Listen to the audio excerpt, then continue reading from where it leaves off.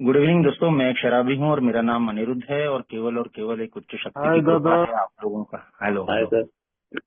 आप लोगों का साथ है, क्योंकि आप लोगों के बिना तो ना मैं स्पॉन्सर लेता ना ये कार्यक्रम कर पाता यार। शराब के पहले घूंट से दूर हूँ और हर दिन ऐसा लगता है कि कल से बेहतर गया है और यकीन बढ़ता जाता है कि आने वाला कल भी अच्छा जाएगा अगर मैं आप लोगों के साथ हूँ और इस रास्ते पे चल रहा हूँ।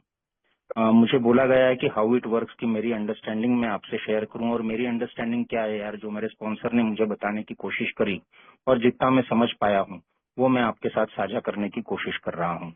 और मुझे एक भ्रम था, क्योंकि मैं खुद को अंग्रेजी का मास्टर समझता था और हजारों किताबें पढ़ के मैं ए में आया हूं, है ना। तो I am a voracious reader. In fact reading जो है मेरा सेकंड एडिक्शन भी आप कह सकते हैं कि रहा है। लेकिन जब स्पॉन्सर के साथ मैंने बिग बुक पढ़ना चालू किया तब मुझे सोब्राइटी में 3 साल हुए थे। ये पहली रिस्क है ना, सबसे बड़ी रिस्क। जबकि मुझे बोला गया था कि आते से ही कि पहले दिन से स्पॉन्सर लो यार, लेकिन अवॉइड करना। और मैं ये क्यों ऐसा करता हूँ कि जबकि मेरे लिए सब कुछ आसानी से दिया हुआ है यहाँ पे, उसके बाद भी मैंने ये चीजें टालता क्यों हूँ जो मेरी भलाई के लिए है, मेरी जान बचाने के लिए है। वही बात यहाँ पे बोली गई है। तो जब स्पॉन्सर के साथ मैंने ये बिग बुक पढ़ना चालू हुआ किया तो वो भ्रम दूर हो गया। खासकर ये जो चैप्टर है जो रोज ही मीटिंग में पढ़ा जा रहा था, मतलब मैं रिहैब के मेरे 3 चक्करों में भी ये रोज पढ़ा जा रहा था। तो 4.5 सालों से मैं इसको पढ़ रहा था। और जब शुरुआत की मेरे स्पॉन्सर के साथ पढ़ने के लिए तो टाइटल के साथ ही मेरा जो कोई अहंकार और भ्रम रहा होगा वो है ना, निकल गया यार, हवा निकल गई सारी। ये उन्होंने जो बताई हैं चीजें वो मैं आपके साथ शेयर कर रहा हूँ। तो टाइटल अंग्रेजी में है हाउ इट वर्क्स, और पहले इसका शायद हिंदी में था कि ये कैसे काम कर सकता है। तो इस टाइटल में मेरे स्पॉन्सर ने बोला कि हाउ और ईट के बीच में एक डैश डाल दो। हाउ, वही हाउ जो मुझे पहले दिन से मैं सुनता आ रहा था। Honesty, open mindedness, willingness.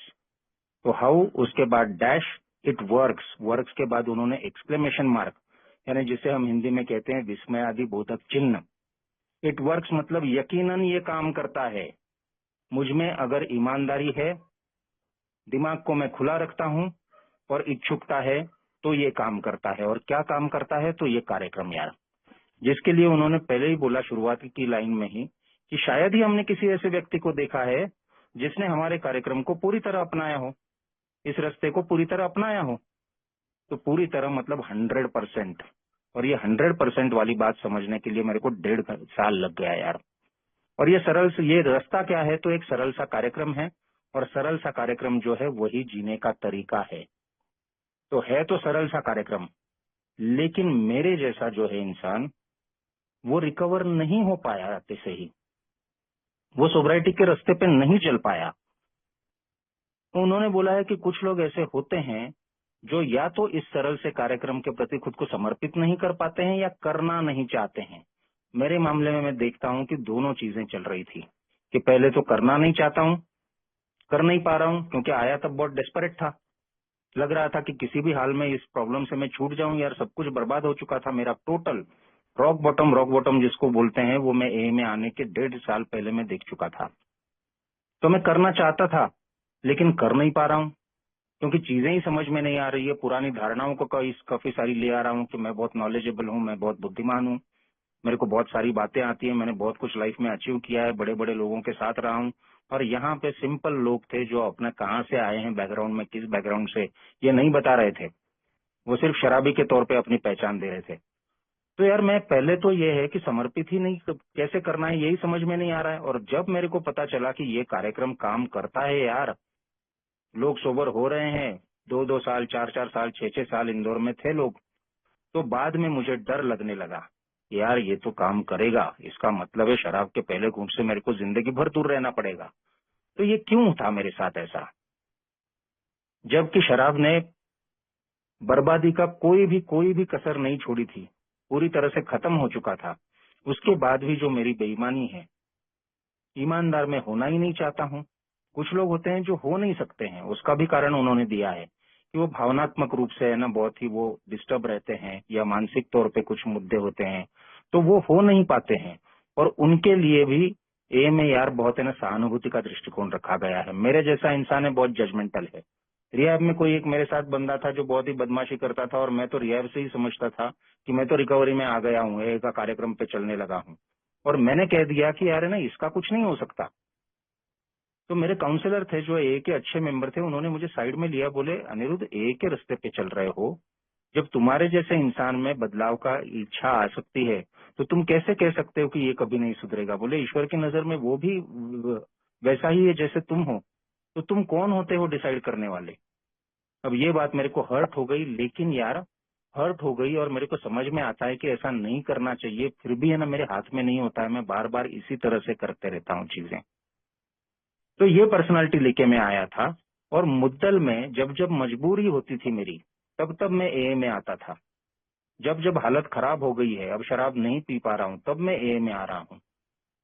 लेकिन मैं असल में कोई चोर राह ढूंढ रहा हूँ, कोई शॉर्टकट ढूंढ रहा हूँ, कोई स्मार्ट तरीका ढूंढ रहा हूँ कि यार ये लोग बोल रहे हैं बार बार कि पहले घूंट से दूर रहना है, लेकिन कोई तरीका होगा जिससे मैं चौथे पेग से दूर रह पाऊंगा। तो मैं देख रहा था कंट्रोल ड्रिंकिंग। तो यहाँ बोला था कि ईमानदारी के बिना काम नहीं चलेगा, और ईमानदारी भी कैसे बोला है उन्होंने, और बहुत स्ट्रांगली शब्द इस्तेमाल किया है कि डिमांड्स रिगरस ऑनेस्टी। मतलब मांग करता है ये कार्यक्रम कि यार है ना मैं कड़ी ईमानदारी रखूं। तो ये कड़ी ईमानदारी जो है वो मेरे बोलने में आ रही थी, लेकिन मेरी सोच में नहीं आ रही थी, मेरी कृति में नहीं आ रही थी। तो मेरा ही एक टाइम आ गया जब खुद पे से भरोसा उठ गया, यार ये कार्यक्रम तो अच्छा है, काम करता है दूसरों पे, मुझ पे कभी नहीं हो पाएगा। ये जो लाइन बोली गई है कि देयर आर सच अनफॉर्चुनेट्स, कुछ अभागे ऐसे होते हैं, तो मैंने कहा अपन तो ऐसे ही अभागे हैं, और अपन ने तो पी पी के मर जाना है, क्योंकि 1.25 साल हो गया है में आके यार, वही in out in out in out चल रहा है। तो मेरा भरोसा उठ गया था, लेकिन ए का मुझ पे भरोसा था यार। मेंबर्स आते रहे, मेरे को बुलाते रहे, और एक दिन आ गया जब दोनों का संयोग हो गया कि शराब ने पीट पीट के है ना मेरी सारी जान जो है वो निकाल दी। हथियार डालना मतलब क्या होता है उसका मतलब समझ में आ गया। और सिर्फ ये नहीं है कि हार मान ली, उसी वक्त मदद का हाथ था जो मैं पकड़ पाया। बट ये सहानुभूति का दृष्टिकोण रखा है इन्हें मेरे लिए।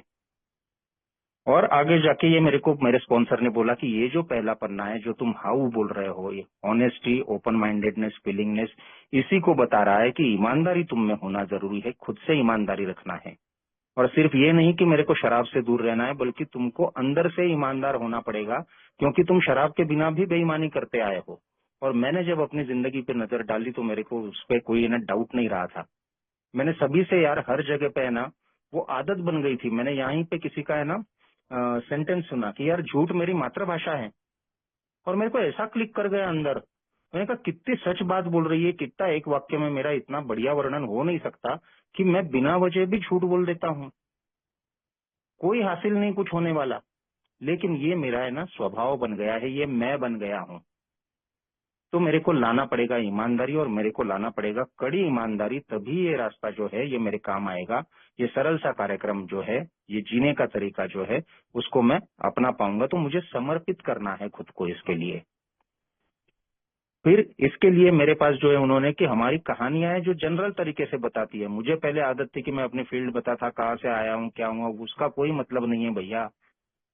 मुद्दा ये था कि यहाँ पे कहानियां बता रहे हैं लोग, मतलब अपना अनुभव बता रहे हैं कि कैसे बीमारी ने उनको जकड़ लिया था, कैसे ईश्वर की कृपा हुई और प्रोग्राम मिला और साथ में मिला फेलोशिप का, और कैसे उस जानलेवा बीमारी से इन 12 कदमों पे चल के वो रिकवर हो रहे हैं। और ये जब मैं सुनता था तो मुझे ये चाहिए था, क्योंकि मैं यार जो बोलते हैं sick and tired of sick and tired, कि परेशान हो चुका था। मैंने कहा कि अब जान ही नहीं बची है मुझ में, तो मुझे इसमें से निकलना है, अभी मुझ में इच्छुकता जागी है। तो बोले कुछ कदमों पे आपको लेने के लिए आप तैयार हो। तो ये विलिंगनेस जो है, जो मेरे में आती थी और चली जाती थी, वो पूरी तरह से कि अब कुछ भी हो जाए मुझे वहां पे नहीं मुड़ना है, और अब ये जो बताएगा वो मैं करूंगा। ये विलिंगनेस आने में यार 1.5 साल लग गया।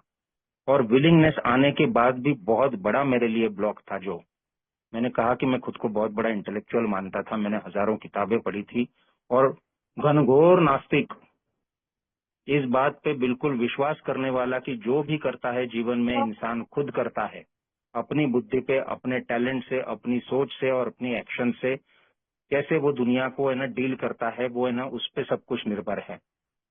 और ये सोच लेके मैं चला हूँ, और मुझे ये भी लग रहा है कि कोई भी प्रॉब्लम आ रही है तो मैं उसको हैंडल कर सकता हूँ। जबकि इसी सोच को लेके और शराब की प्रॉब्लम को भी सॉल्व कर सकता हूँ। इसमें चले गए थे मेरे 21 साल। कुछ साल बहुत बढ़िया गए थे, दारू ने वो कॉन्फिडेंस दिया था, दुनिया जीत लूंगा, ऐसे भी एक मौके पे लगा था मुझे कि यस ये लो मैं आ गया। लेकिन आखिरी मेरे सारे साल बता रहे थे कि इस सोच ने तुझे, यही सोच है जो तुझे ले डूबी है। तो बोले इस सोच से काम नहीं चलेगा। जो मेरे को मीटिंग में बोलते थे तो बड़ा गुस्सा आता था सुन के कि दिमाग बाहर रख के आओ। दिमाग बाहर रख के आओ का सिंपल मतलब था कि जिस तरह से तुम सोच रहे हो, जिन सिद्धांतों पे तुम चल रहे हो, जो भी खुद के बारे में भ्रांतियां हैं, जो भी शराब की समस्या को लेके तुम्हारे विचार है कि तुम कंट्रोल कर पाओगे या खुद के दम पे छोड़ पाओगे, तो ये सारी जो चीजें, खुद का निगेटिव परसेप्शन बन गया था। जब आया तब कॉन्फिडेंस खो चुका था। मैंने कहा कि मुझे लगा था कि मेरा तो कुछ नहीं होगा, पी पी के मर जाना है। तो बोले जो भी तुम सोचते हो ये सब गलत है, ये तुमको साइड में डालना होगा और नई चीजें जो यहाँ पे बताई गई हैं वो सीखने के लिए तैयार होना पड़ेगा। अब ये मेरे साथ दिक्कत है, मैं दूसरों की सुनता नहीं हूँ। बात सिंपल थी, जब मेरे माता पिता ने मुझे केजी में डाला और मैं वहां पे गया तो उस टीचर को मैं जानता नहीं था, लेकिन उसने बोला अनिरुद्ध 2 1 2 2 2 4 2 3 6। मैंने सवाल नहीं किया, मैंने बोला यस 2 1 2 2 2 3 2 2 4 2 3 6। कितनी सरल बात थी और मेरे को गणित बाद में आ गया यार। तो तब मैं लर्नेबल भी था, टीचेबल भी था, मुझे सिखाया जा सकता था और मैं सीखने के लिए तैयार था। लेकिन ए में जब आया तब खुद का एक जो भ्रम का जो बहुत बड़ा गुब्बारा लेके आया था, तो वो मेरे को सीखने देने के लिए तैयार नहीं था। इसीलिए यहाँ पे 3 चीजें मुझे बोली गई थी कि इम्पेरेटिव है, अनिवार्य है। मुझ में ईमानदारी होना चाहिए, मुझ में खुला दिमाग चाहिए और मुझे विलिंगनेस चाहिए कि यार शराब के पहले घूंट से दूर रहना है। तो ये जो कुछ कदम है, मतलब 12 कदम, मेरे को इनको अपनाना होगा। ये रोज मीटिंग में पढ़े जा रहे थे और जब मैंने सुना दूसरों को कि चौथा कदम करते हैं और ईश्वर को सब कुछ सौंपना पड़ेगा और ये करना और वो करना पड़ेगा, तो मन में निश्चित ही डर लगने लगा। मैंने कहा कि मुझे यकीन होने लगा धीरे धीरे कि ये प्रोग्राम काम करता है, लेकिन ये प्रोग्राम मुझ पे काम करेगा, पहले घूंट से दूर कर देगा, मतलब जिंदगी आगे की वीरान सारी। शराब के बिना मजा क्या रहा लाइफ में यार। और दूसरी बात, मेरे को सब कुछ जो है वो स्पॉन्सर लो, उसकी सुनो और ईश्वर जो है उसको हवाले कर दो। मतलब मेरे को साधु संत बनना है क्या, क्या करना है यार। मुझे तो पहले से ये रहा है कि मैं ऐसी जगहों पे जाता ही नहीं था। मुझे 21 साल में शायद ही 2-4 मौके याद है जहाँ पे मैं बिना शराब की जगहों पे गया हूँ। कोई पिकनिक हो, कोई शादी हो, कोई चीज हो, मुझे अच्छे ही नहीं लगते थे ये लोग। मुझे लगता था कि कितने बोरिंग लोग हैं यार। और वही बोरिंग लाइफ मुझे लग रही थी कि अब ये मुझे बोल रहा है कि मुझे जीना है। तो इससे मेरे को यार डर लगता था कि ये क्या है यार, मतलब सजा हो गई है। तो उन्होंने बोला कि यार डरो मत, ये ऐसी कोई चीज हम आपको नहीं बोल रहे हैं जो आप नहीं कर पाओगे। तो ये सारे मेरे ब्लॉक्स थे। मैं ढूंढ रहा था 1.5 साल भर कि यार इतनी बड़ी दुनिया है, ए छोड़ के और भी तो कोई तरीके हो सकते हैं। तो मैं साइकियाट्रिस्ट के पास जाके आया, मैंने इंटरनेट पे रिसर्च किया बहुत सारा। मॉडरेट ड्रिंकिंग होता है वो देखा मैंने कि वो कर सकता है क्या, और भी रिकवरी के रास्ते हो सकते हैं क्या, इतनी बड़ी दुनिया है, ए छोड़ के और कोई तरीका नहीं है क्या, या फिर मैं मेडिटेशन ही कर लूं, मैं ना बाकी किसी मोटिवेशनल स्पीकर से जाके मिलूं। मतलब कोई तरीका मैंने ढूंढने की मैं ना कसर नहीं छोड़ी, क्योंकि मैं ये सरल सा कार्यक्रम है वो करना नहीं चाहता था। जब बोला गया था कि है तो सरल लेकिन आसान नहीं है, क्योंकि मैं यार चेंज नहीं चाहता हूँ। मैं पूरी तरह से कन्विंस था कि मुझ में बाकी कोई प्रॉब्लम नहीं है, प्रॉब्लम है तो सिर्फ एक है कि मैं शराब ज्यादा पिया हूँ, और अगर मैं कम पीऊंगा शराब किसी तरीके से तो मुझे लाइफ में और कुछ भी नहीं जरूरत है ये सब करने की। रोज मीटिंग जाओ और जिंदगी भर इस प्रोग्राम पे चलो। तो ये सारे ब्लॉक्स थे जिनकी वजह से मैं 1.5 साल रिलैप्स में चलता रहा। और ये उन्होंने बोला था कि ये जो पुराने ख्यालात हैं, पुराने विचार हैं, वो जब तक मैं अपनाए रखूंगा तब तक रिजल्ट विल बी निल। मेरे हाथ में कुछ नहीं आएगा। और सचमुच दोस्तों, मेरे हाथ में कुछ नहीं आया, जबकि बार बार वही बोला गया था कि यार तुम एक जानलेवा बीमारी से लुलझ रहे हो जो कि बहुत शक्तिशाली है, असमंजस में डालती है और बहुत चतुर चालाक माया भी है, और मुझे मदद लेनी होगी। मदद के बिना मैं ये कर ही नहीं पाऊंगा। इस खेल में कोई नहीं जीता है, मैं भी नहीं जीत पाऊंगा। लेकिन एक कोई तो शक्ति है, जो पिछले चैप्टर्स में हमने देखा कि एक कोई शक्ति है जो सर्वशक्तिमान है। और ये जो था कि may you find him now, अभी।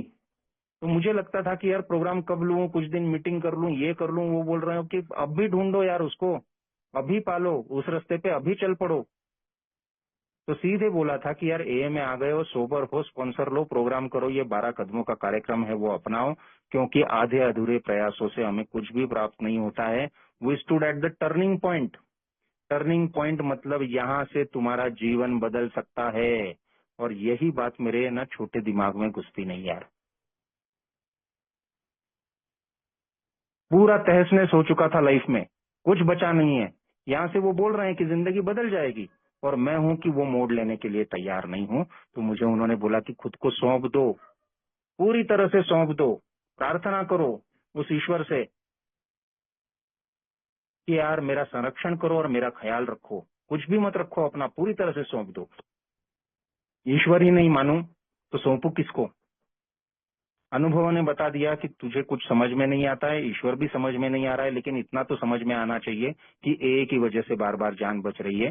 तो किसी ने मुझे सिंपल तरीके से बोला कि अनिरुद्ध अंधा है तू, सड़क पार करना है न, लेकिन न लाठी ले रहा है न किसी की मदद ले रहा है। तो ए के हाथ में अपना हाथ सौंप दे, ए हाथ पर रास्ता पार करवाएगा। तो ए ही मेरे लिए हायर पावर बन गई यार।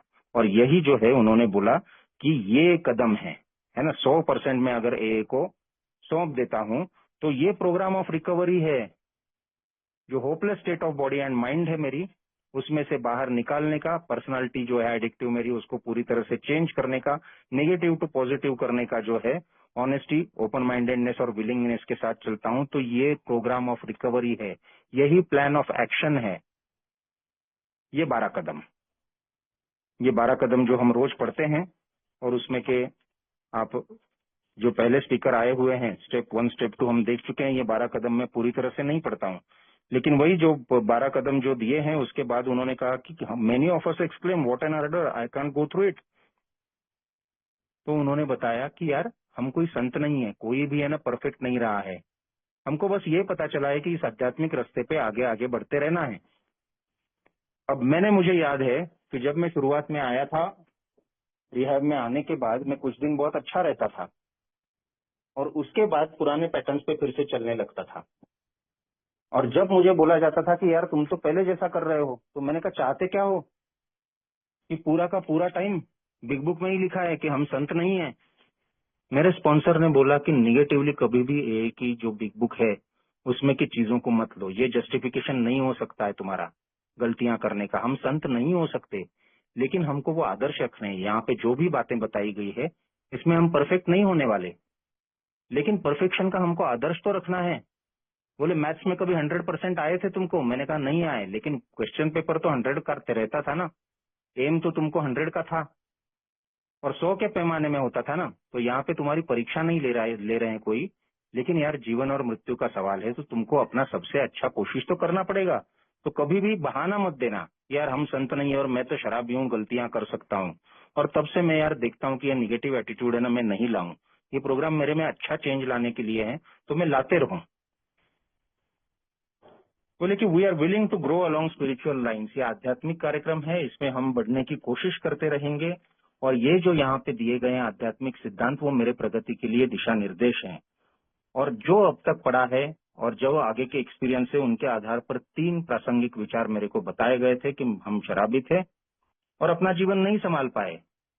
तो स्पॉन्सर ने इस मोड़ पे मेरे को पूछा कि अनिरुद्ध यस या नो किताब में आगे लिख दो, एक पल रुको, 2.5 साल हुआ है इसका मतलब ये नहीं है कि ऑटोमेटिक लिख लोगे, सोचो और लिखो यस। और वो कन्विक्शन के साथ आना चाहिए। कहीं ऐसा तो नहीं हो गया कि अब इतना 2.5 साल तुम आ गए हो, सोबर रहे हो, घर में सब खुश हैं, काम धंधा संभाल रहे हो, अब इसमें आ गए हो तो तुमको लगने लगा हो कि यार अपना जीवन नहीं संभाल पाए, या फिर रिजर्वेशन कोई रखी हो। तो यहाँ पे पहले ही है ना यस या नो सोच करते हुए पहले बार फिर से एक बार रिव्यू कर लो। तो वो करने के बाद मैंने लिखा है यहाँ पे कि यस आई कांट, मैं शराबी हूँ और अपना जीवन नहीं संभाल पाया, आज भी मैं अपने दम पे नहीं संभाल पाऊंगा। और उसके बाद बोला कि प्रोबेबली कोई भी इंसानी शक्ति जो है मुझे इस शराबियत के चंगुल से नहीं छुड़ा सकती। तो पूरे फुर से लिस्ट बनाने को बोली कि कौन कौन सी इंसानी शक्तियों की यार तुमने कोशिश करी है मदद लेने की, तो वो भी करी। और तीसरी जो बात थी, that God could and would if he were sought. God problem मैंने सॉल्व कर दी थी कि यार मैं ईश्वर को नहीं समझ पा रहा हूँ, लेकिन शायद मैं अपने आप को इस AA के कार्यक्रम को समर्पित कर दूंगा तो ईश्वर तो मेरे को समझता होगा यार। तो यस, मेरे को अब तक यकीन पूरा हो गया था कि मैं जो है, ये कोई अच्छी शक्ति है जो एल्कोहलिक्स एनोनिमस में काम करती है, और अगर मैं इसको पाने की कोशिश करूंगा, अगर मैं इसके संपर्क में रहने की कोशिश करूंगा, तो यार यही एक शक्ति है जो मुझे बचा सकती है, क्योंकि बचा रही है एक एक दिन के हिसाब से।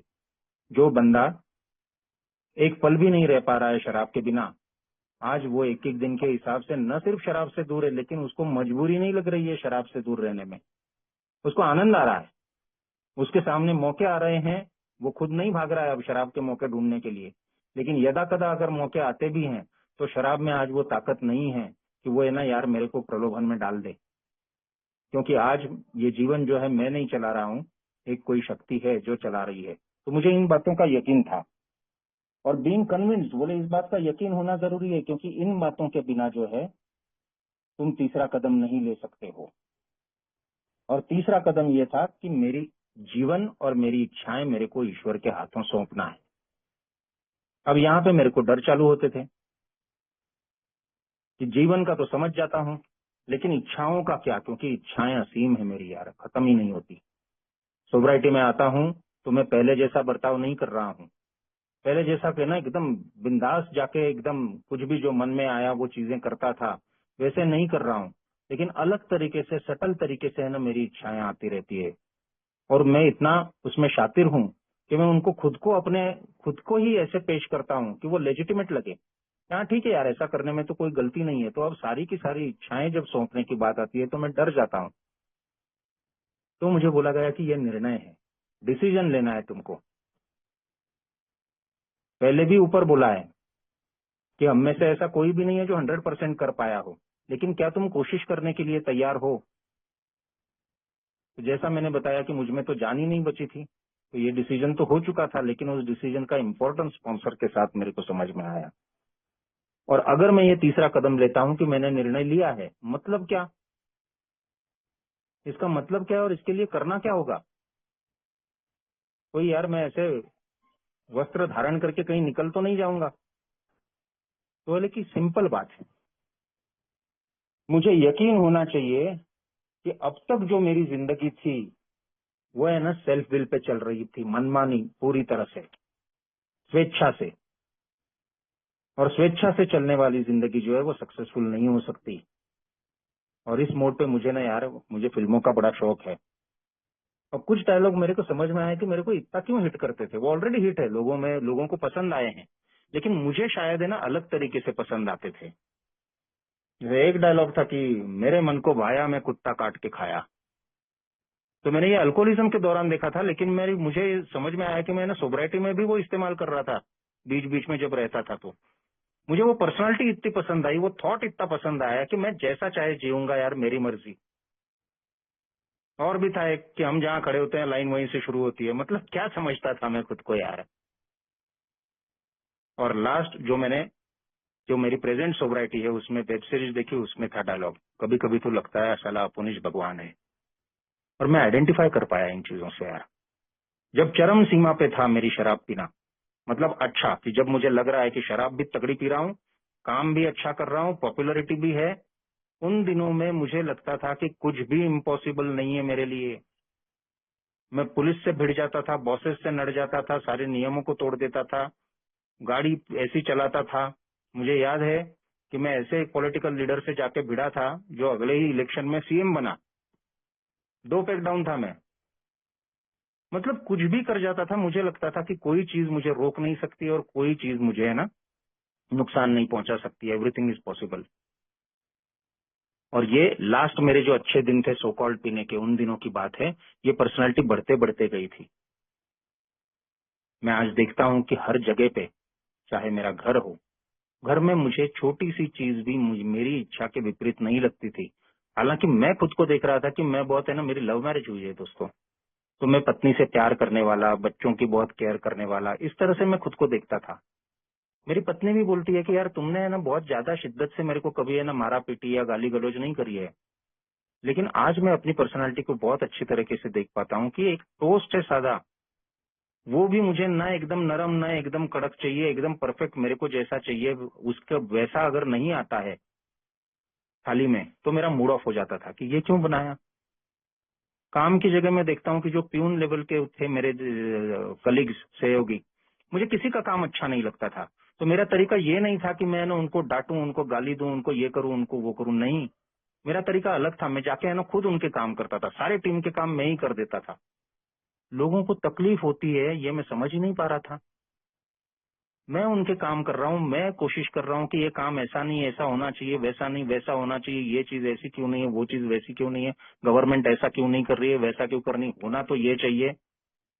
मतलब मुझे 2 पैक पिला दो, मैं ना प्रधानमंत्री जी को बता दूंगा कि देश कैसे चलाना है। इसी तरह से मैं कंटिन्यूअस जीता आया और ये जो सेल्फ फील है वो है ना तगड़ी तगड़ी तगड़ी और तगड़ी होती गई, इतना कि इसने विनाश कर दिया मेरा पूरा यार। कब तक सहते घर वाले, कब तक सहते मुझे काम वाले, कब तक लोग समाज मुझे है ना बर्दाश्त करता है यार। अल्टीमेटली वही हुआ जो यहाँ पे बोला गया है। मैंने बताया कि हर वक्त कोई मैं उनको तकलीफ नहीं दे रहा था, मैं कभी कभी बहुत दिलदार बन जाता था, राजा बन जाता था, बट मुद्दा वही होता था कि मेरे हिसाब से चीजें हों। और यही तो हर कोई चाहता होगा ना यार। मैं समझ ही नहीं पा रहा हूँ कि हर किसी को जीने का अधिकार है, हर किसी का अपना तरीका है, हर किसी की अपनी की सोच है। अल्टीमेटली ये हुआ कि हर जगह से मैं निकाला गया। मेरे जीवन में कोई नहीं बचा, न घर में हाथ में कोई काम बचा, न घर वाले रहे, न दोस्त रहे, न रहने के लिए जगह रही, न कुछ रहा।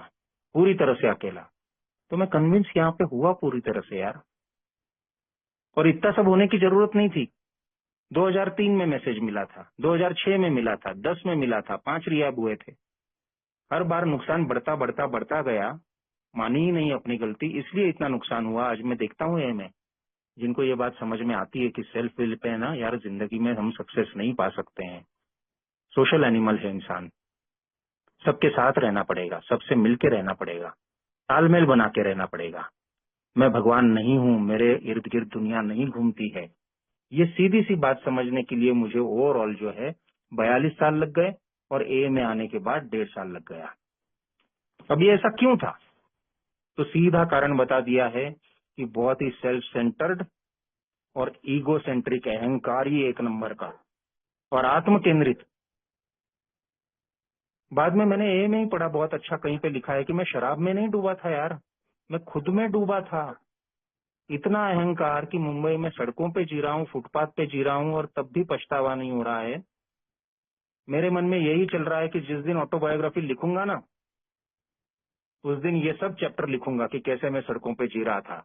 और जब पढ़ेंगे मेरे घर वाले तब पछताएंगे, मेरे दोस्त पछताएंगे, मेरे एम्प्लॉयर्स पछताएंगे कि यार हीरा था लेकिन अपन इसकी कीमत नहीं कर पाए। ये अहंकार। रॉक बॉटम क्या होता है?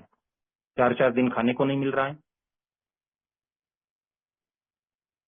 2 जोड़ी कपड़े हैं सिर्फ, बस स्टॉप पे सो रहा हूँ, फुटपाथ पे सो रहा हूँ, कोई भी नहीं है दुनिया में जो अपना कहे, आधा वजन हो गया है, खाने की तो जरूरत ही नहीं है अभी, उसके बाद भी जो बचता है, इतना अहंकारी हूं मैं। कभी कभी बड़ा आश्चर्य लगता है कि कैसे कृपा हुई यार। मैंने कहा कि मरने की कोई कसर नहीं छोड़ी थी, इतना अंधा हो गया था मैं अपने अंधकार में। तो ये स्वार्थीपन, आत्म केंद्रितता, ये उन्होंने बताया कि ये सारी मेरी समस्याओं की जड़ है, इसकी वजह से मैं ये शराबी बना हूं। शराब तो सिर्फ एक लक्षण थी। और जब मैं पूरी टाइम जब मैं सोच रहा हूं कि यार इस तरह से ये होना चाहिए, इस तरह से नहीं होना चाहिए, ये तो नहीं, तो क्या हो रहा है यार? सैकड़ों तरह के डर, खुद के बारे में भ्रम, सतत अपने लिए ही सोचना। और जब मेरा खेल नहीं चल रहा है, जब मैंने फेंके हुए सारे दांव जो है वो पलट रहे हैं, जब हार के बाद हार के बाद हार आ रही है, तो पूरी तरह से सेल्फ पिटी में डूबा हूं। कोई साथ नहीं देता, कुछ भी अच्छा नहीं होता। ए में आने के बाद भी मैं चाहता हूं कि इस तरीके से चीजें नहीं होती है, समझ ही नहीं पा रहा हूं। तो सोचता हूं कि यार है ना, ये भी काम नहीं कर रहा है, ईश्वर इनके लिए ही काम करता है, मेरे लिए तो काम नहीं करता है। और पूरी लाइफ में देखता हूं, जो मुझे लगता था एक मुखौटा मैंने ओढ़ा था, कि मैं बोलता था कि मुझे तो जीवन में कोई चिंता ही नहीं है ना, मनमौजी एकदम बिंदास अपन इंसान है। तो ये एक दिखावा मैंने बना दिया था अपने डरों को, है ना, जो मेरी पर्सनालिटी है, सतत सतत सतर्क, सतत कुछ न कुछ करने पे उतावली, सतत कंट्रोल करने के लिए तैयार, उसके पीछे ये सारी चीजें थी यार। और सैकड़ों तरीके से उन्होंने बोला है। सो इस तरीके से जो था, जो मैंने कहा कि सारी बर्बादियां हुई मेरे जीवन में, उसके लिए कोई जिम्मेदार नहीं था। हालांकि उसके बाद भी मैं जिम्मेदार लोगों को ही ठहराता रहा बहुत टाइम तक। कोई जिम्मेदार नहीं था, ये सिर्फ मेरी और मेरी वजह से हुआ था। ऐसा नहीं था कि मैं पहला इंसान था जिसका बाप शराबी हो, मैं पहला इंसान नहीं था जिसके जीवन में गरीबी आई हो, कर्जे आए हो, मैं पहला इंसान नहीं था जिसको पढ़ाई करने का पूरा मौका नहीं मिला हो। मेरे दो दोस्त थे, बिल्कुल हमारी दोस्ती इसलिए हुई थी कि उनके भी घर में शराब की समस्या थी, लेकिन उन्होंने कभी शराब को नहीं छुआ। और इतने सीधे तरीके से समझ को जीवन के कि यार अपने पे जिम्मेदारी है, अपन ने ना बहुत हम्बलनेस से और बहुत हार्डवर्क के साथ है ना कोशिशें करनी है। उन्होंने बहुत अच्छी पढ़ाई की और आज उनका जीवन और उनकी फैमिलीज बहुत अच्छी जगह पे है।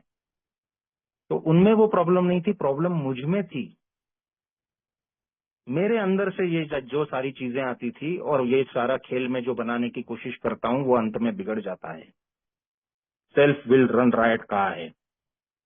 और मैं देख रहा था क्या हाहाकार मचा था। मैं नहीं यार, सबसे ज्यादा झुलसे मेरे घर वाले, बहुत ज्यादा बहुत ज्यादा। पत्नी के सालों बर्बाद हो गए, मेरी माँ को जो है हार्ट अटैक था, कैंसर सर्वाइवर थी वो। जब वो हॉस्पिटल में एडमिट होती थी तो रात में मैं उसी कमरे में दारू पीता था। मेरे बच्चे, उनका शहर बदलना पड़ा, 3 साल बाप के बिना रहे। मेरा छोटा बेटा मेरे उसके नाना जी को ही पिताजी समझता था, इतना इतना छोटा था। तो ये सारी चीजें रन रहा है। तो बोले कि अबो एवरीथिंग, बाकी चीजें तो समझ में आए ना आए, पहली बात सबसे इम्पोर्टेंट मेरे को समझ में आना जरूरी है कि मुझे इस स्वार्थीपन को जो है दूर करना होगा। अगर नहीं किया तो ये स्वार्थीपन मेरे को मार डालेगा यार। अच्छा, दूर करना है तो कैसे करूं यार? न मैं शराब को दूर कर पाया हूं, न चीजें समझ के कि मुझ में ये प्रॉब्लम है उनको मैं दूर कर पाऊंगा। क्योंकि पहले ही मैं देख चुका हूं कि मेरे में तो जीने की ही शक्ति नहीं थी, सिर्फ शराब से दूर रहने की नहीं शक्ति थी मुझ में, ढंग से जीने की भी शक्ति नहीं थी। इस जीवन को झेलना ही मेरे लिए पॉसिबल नहीं था, इतना कमजोर इंसान हूं मैं। लेकिन अगर मैं ए में आया हूं और मैं ये समझता हूं 3 पर्टिनेंट आइडियाज के बाद, तो गॉड मेक्स इट पॉसिबल यार।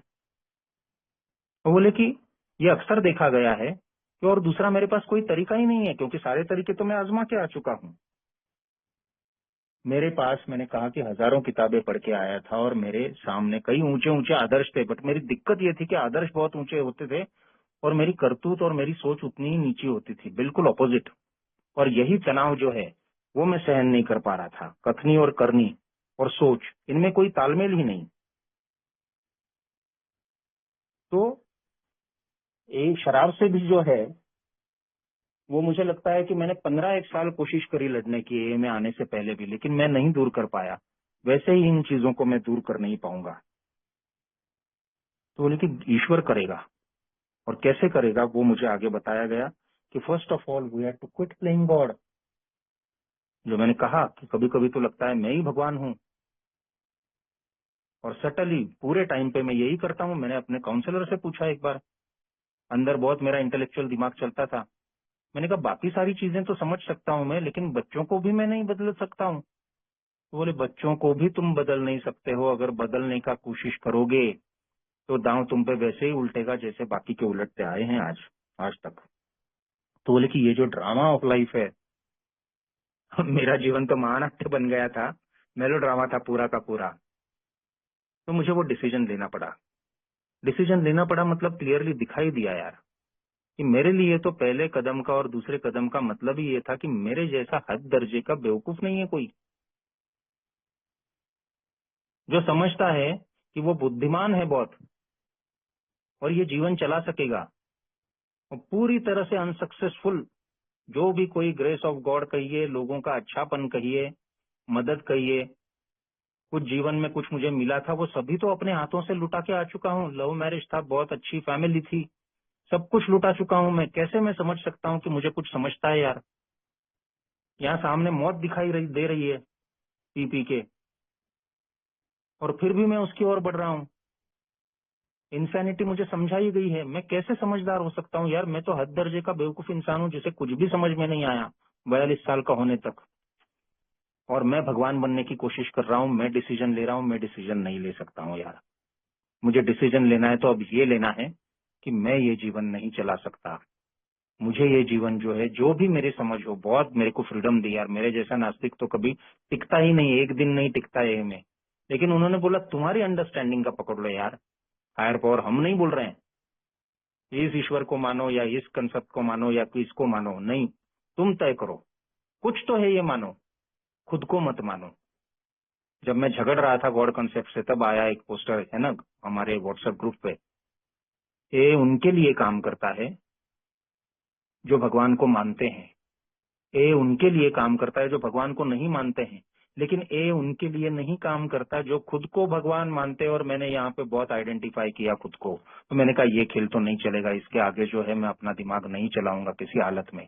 जो बात मुझे पहले दिन से बोली जा रही थी, अब जो है जीवन जो मेरा है वो हायर पावर जिसको मैं समझता भी नहीं हूँ वो चलाएगी। और चलाएगी किस तरह से कि जो ए में आता हूँ मैं, यहाँ पे बोली गई है बातें उनको फॉलो करूंगा, तब मैं ना उस रास्ते पे चल रहा हूँ। और बहुत सिंपल तरीके से बताया था यार। मैं जब बहुत छोटा था तो मेरे पिताजी ना मुझे ऐसे हवा में है ना फेंकते थे ऊपर। मैंने डर जाना चाहिए था, लेकिन मैं डरता नहीं था, मैं खिलखिला के हंसता था शायद, क्योंकि मुझे यकीन था कि मेरे पिताजी मुझे गिरने नहीं देंगे। जब वो मेरे आसपास होते थे तब मैं सुरक्षित महसूस करता था। मुझे लगता था कि मेरे लाइफ में कोई भी प्रॉब्लम आता है, बाहर कोई मारामारी हो, कुछ हो बच्चों से डर गया हूँ, तो मैं अपने पिताजी के पास आता था। मुझे यकीन था कि यार मुझे प्रोटेक्ट कर लेंगे। वो बोले ईश्वर यही है यार, परम पिता परमेश्वर, तो वो पिता है तेरा, बच्चे हैं हम, वो मालिक है। तू समझता था कि तू बॉस है, नहीं, या तेरे बॉस है कोई, नहीं, वो अल्टीमेट बॉस है, तू इसके लिए काम करेगा यार। भरोसा रख इस पे कि ईमानदारी से अगर नौकरी करेगा, इस जीवन को जो है सेवा समझेगा, तो है ना वो ख्याल रखेगा तेरा। इतनी सिंपल चीज थी यार। और ये सिंपल चीज समझने में इतना टाइम लग गया, क्योंकि उन्होंने बोला था most good ideas are simple. और ये कंसेप्ट जो है, ये धारणा जो है कि एक कोई शक्ति है जो इस जीवन को चलाती है, मैं उसको सौंपता हूँ तो वो मुझे शराब से भी दूर रखेगी। और मेरी सारी समस्याएं जो हैं, एक जगह और लिखा गया है कि ये जीवन जीने का तरीका है जो मेरी सारी समस्याएं सुलझा सकता है। एक नहीं, दो नहीं, कुछ नहीं, ज्यादातर नहीं, सारी समस्याएं। क्यों? क्योंकि एक है जो सर्वशक्तिमान है। दुनिया की सबसे असंभव चीजें में मुझे लगता है कि जो हैं, उसमें से एक है शराबी का पहले घूंट से दूर रहना। और यहाँ ए में आके मैं एक एक घूंट से दूर रह रहा हूँ। तो यह असंभव को संभव कौन कर दिखा रहा है? कोई शक्ति है, और इसको मैंने सौंपना है। और जब मैंने सिंसियरली ये स्थिति जो है स्वीकार कर ली कि अब जो है निर्माता निर्देशक जो कोई है वो मैं नहीं हूँ, वो है, सर्वे सर्वा वो है, तो चमत्कार जो यहाँ पे बताए गए हैं वो होने लगे। प्रोग्राम है कंप्लीट पर्सनालिटी चेंज का, लेकिन थोड़ी सी भी बातें यहाँ की दिल से स्वीकार कर लेता हूँ तो यार मन में कुछ होता है, कुछ बदलाव आता है। और वो छोटा सा भी बदलाव मेरे जैसे शराबी के लिए इतना बड़ा होता है कि मुझे लगता है कि ये क्या हो गया यार, ये ऐसा तो मैंने कभी महसूस ही नहीं किया। मेरी पत्नी को ऐसी नजर से देखा ही नहीं, उगते हुए सूरज को ऐसे कभी सालों में महसूस ही नहीं किया। जीवन की अच्छाइयों को मैं भूल चुका था, वो मुझे फिर से छूने लगती हैं। मैं जिम्मेदार होता हूँ, मैं काम करने लगता हूँ, है ना, पहले जैसा मनमानी नहीं करता हूँ, वो बातें तो है ही, लेकिन बेसिकली कहीं तो भी अंदर कुछ छू लिया है। और क्यों छू लिया है? क्योंकि मैं तैयार हो गया हूँ। मैं तो ये मानता हूँ कि मुझे तो ईश्वर विश्वर तब भी समझ में नहीं आ रहा था, आज भी क्या समझ में आता है मुझे नहीं मालूम। लेकिन जब मेरे अंतर मन में, मेरे आत्मा में मैंने स्वयं को हटाने की कोशिश करी, मैं खुद से भरा हुआ था ना, स्वयं को हटाने की कोशिश करी, तो एक जगह बन गई पहली बार सालों में। और वहां पे मुझे बोला गया था कि ईश्वर का अंश है सब में, तो जो भी the good in me is God, वो अच्छाई यार जागृत हुई। उसी को बोला गया है कि अंदरूनी कोई संसाधन है, कोई स्रोत है जो खुल गया फिर से। तो चमत्कार होने लगे। बोले ये जो था मेरा नया एम्प्लॉयर, मेरा मालिक, वो सर्वशक्तिमान था, वो मेरी सारी जरूरतों को पूरा करेगा। मैं तब तक मेरी इच्छाओं को मेरी जरूरतें समझ रहा था। मैं डर जाता था सोसाइटी में आने के बाद कि 42 का हो गया हूँ, पराये शहर में हूँ, ग्रेजुएट नहीं हूँ, नौकरी कहाँ से मिलेगी, people places and situation avoid करना है, तो मेरी जो पहला वाला क्षेत्र है वहां पे नहीं जाना है। तो यार घर में दाना पानी कौन लाएगा, ये वाले आएंगे क्या? भगवान तो शंख चक्र गदा पद्मधारी तो सामने नहीं आएंगे कि ये लो बेटा दारू से दूर हो, तो है ना ये राशि लो तुम। ये तो कहानियों में होता है, यहाँ तो मुझे ही कुछ करना पड़ेगा। लेकिन जब मैंने ये स्वीकार कर लिया कि यार मुझे है ना विश्वास रखना है और मुझे जल्दबाजी नहीं करनी है, शॉर्टकट्स नहीं लेने हैं, पुराने तरीकों से काम नहीं करना है, एक दिन के हिसाब से जीना है। और मेरे पास बहुत सारा टाइम था, भला हो उन ओल्ड टाइमर्स का जिन्होंने बताया कि यार टाइम है तो ए को देना, ए को जितना देगा उतना वापस मिलेगा। और मैं ए के लिए कोई एक सर्विस करने लगा और उसमें से मुझे समझ में आया कि यार ऐसा नहीं है कि मैं सिर्फ वही काम करता था जो छोड़ के आया हूँ। यार ये भी तो मुझ में खूबी है, इस पे शायद मैं बाहर जाके पैसे कमा सकता हूँ। और मुझे नया पेशा मिल गया, घर बैठे मैं काम कर रहा हूँ आज भी। बीच में कोविड आ गया, मैं सरवाइव हो गया।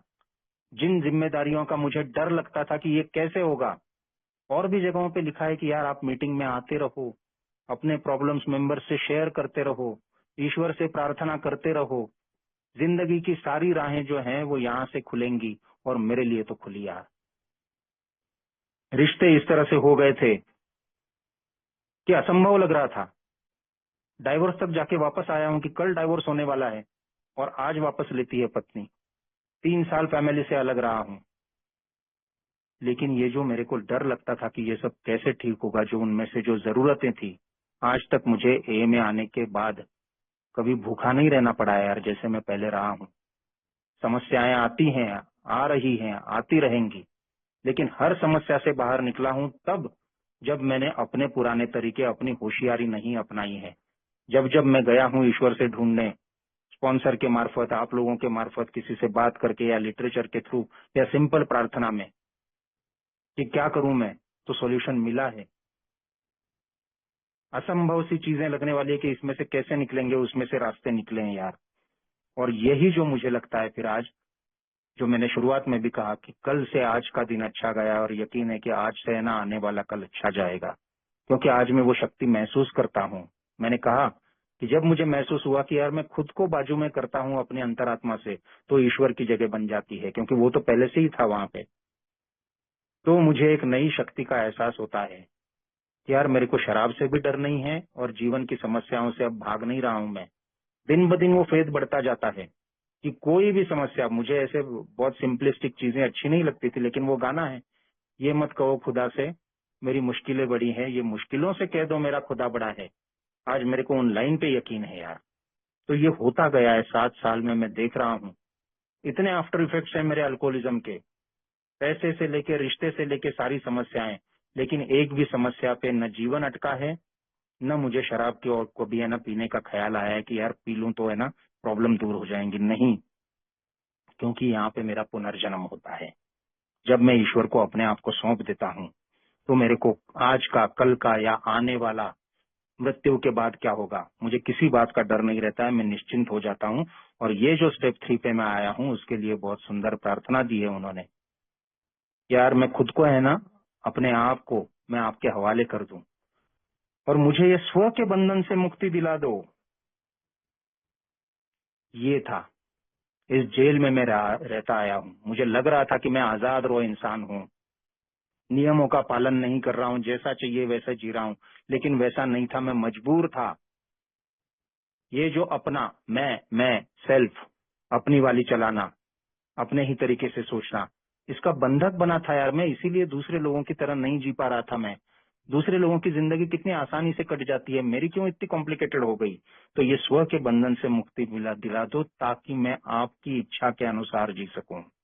यहाँ पे मेरे को क्लियरली दिखाई देता है कि सिर्फ मेरे को सोचने भर से कि मैं ईश्वर की इच्छा से जीऊंगा, पॉसिबल नहीं है। उसके लिए भी मेरे को उनको बोलना पड़ेगा कि पहले तो मुझे अपने आप से मुक्ति दिला दो। Because I am not in danger, I am the danger. मैं खुद खतरा हूं, मैं कभी खतरे में था नहीं, मैं खुद अपने लिए खतरा हूं। और इस खतरे से मुझे बचा लो, इस स्व के बंधन से मुक्ति दिला दो, मेरी समस्याओं को दूर कर दो। समस्याएं क्या है? समस्याएं मेरे अंदर से ही आती हैं। तो ये जो सारी चीजें हैं, स्व से निकलने वाली सैकड़ों चीजें, इनको आप दूर कर दो, क्योंकि इन्हीं की वजह से मैं आपसे दूर हूं, आपसे जुड़ नहीं पाया अब तक।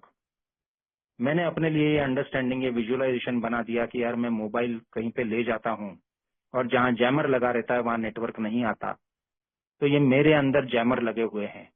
इसकी वजह से ईश्वर की रोशनी, ईश्वर का हाथ कभी मुझ तक पहुंच नहीं पाता है। तो यहाँ पे मैं ईश्वर से प्रार्थना करता हूँ कि है ना, इन सारी समस्याओं को दूर कर दो, ताकि इन पे जो विजय है उसको दूसरों को देख के ना दिखाई दे कि आपका प्रेम क्या होता है, आपकी शक्ति क्या होती है, और ये जीवन जीने का तरीका क्या होता है। यहाँ पे मेरा पर्पज भी मुझे क्लियरली दिखाई देता है कि इसके बाद का जीवन क्या रहेगा।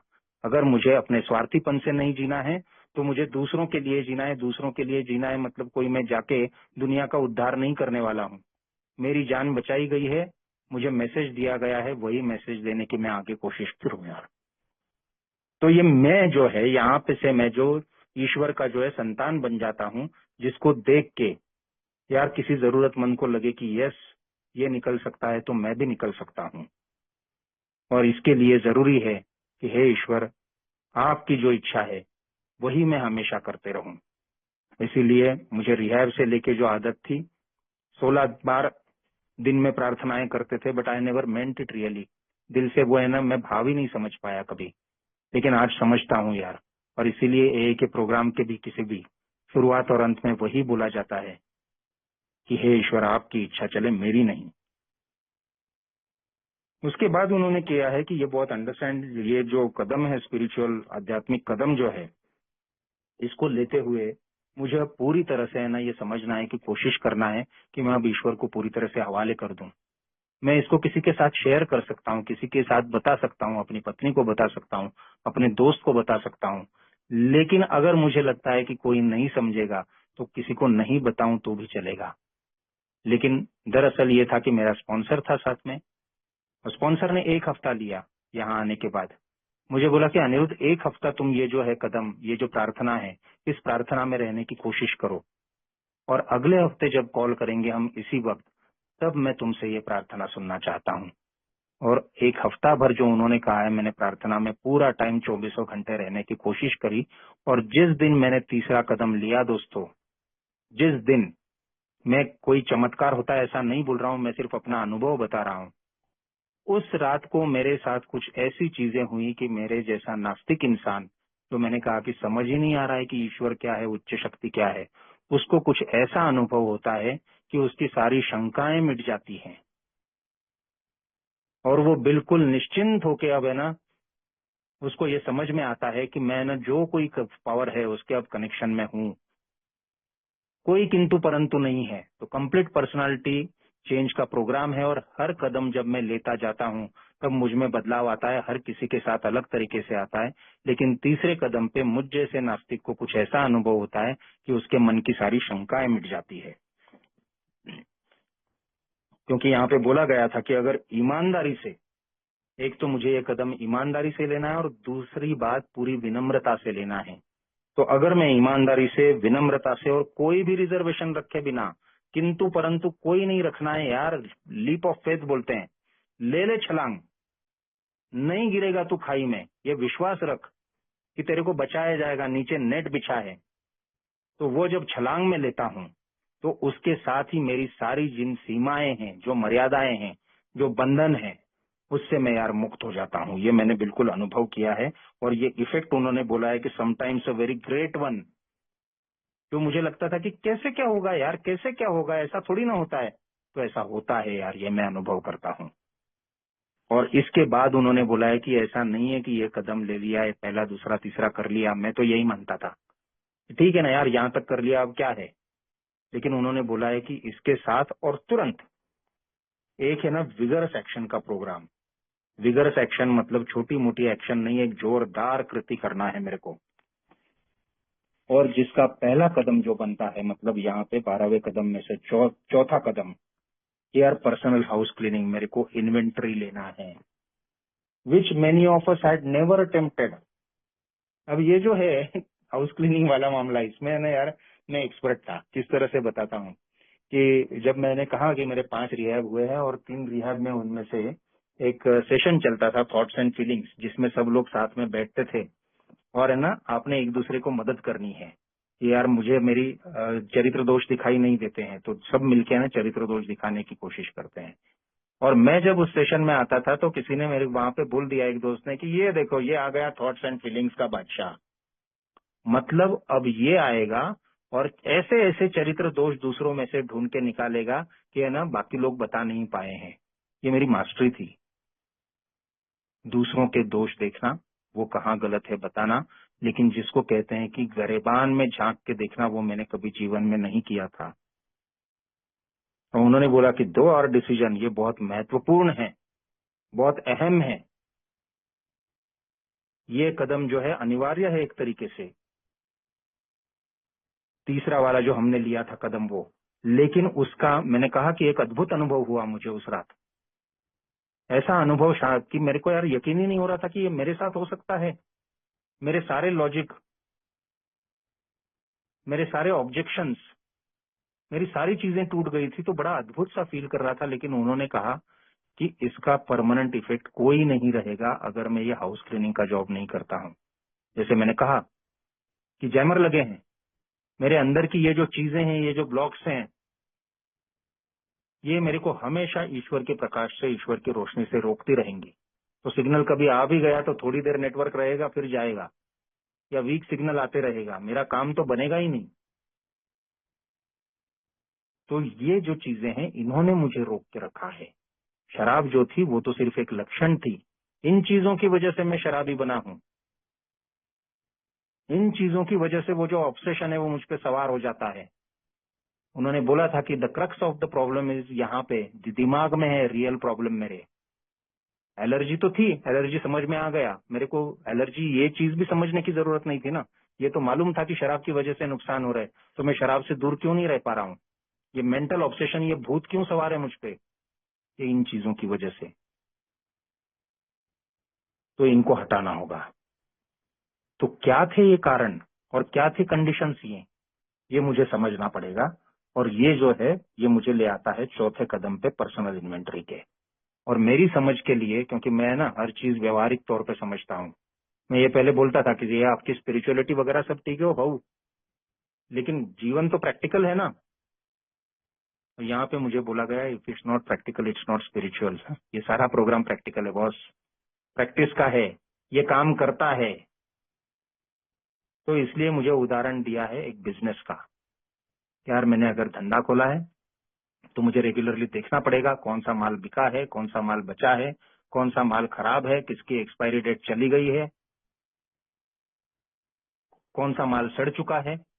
और ये मैं लेना नहीं चाहता हूँ, क्योंकि मेरा ध्यान कहाँ है, बाजू वाले की दुकान कैसी है, उसके सामने कचरा है, बात ढंग से नहीं करता लोगों को, दुनिया कहाँ से कहाँ जा रही है, कौन से प्रोडक्ट रख रहा है, इसको तो सलीका ही नहीं है, इसको तो मैं सिखाऊं। तो मैं दूसरों को चला रहा हूँ कि दुकान कैसे चलानी है, तो उनको समझा रहा हूँ, लेकिन कभी अपने ना अंदर नहीं झांक के देख रहा हूँ कि क्या क्या प्रॉब्लम्स हैं।